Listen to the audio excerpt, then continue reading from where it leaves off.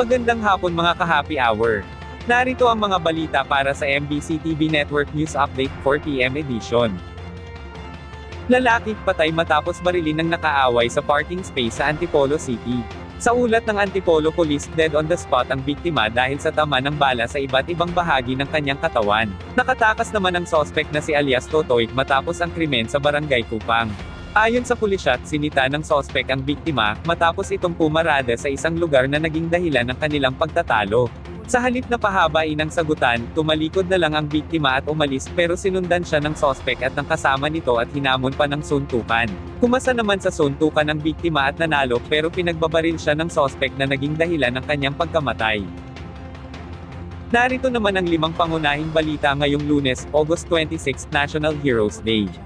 Barko ng Pilipinas, binangga, hiniras ng Chinese vessels malapit sa Escoda Shoal, humanitarian mission nito sa mga mangingisda, hindi na itinuloy.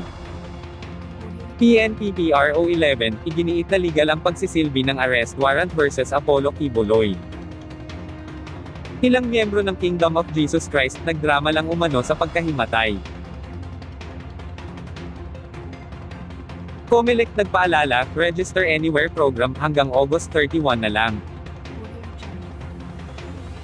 At malakihang rollback sa presyo ng mga produktong petrolyo, asahan bukas.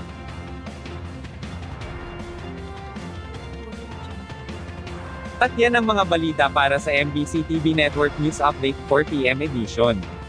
Abangan ang mga susunod na balitaan mamaya para sa 5 PM edition.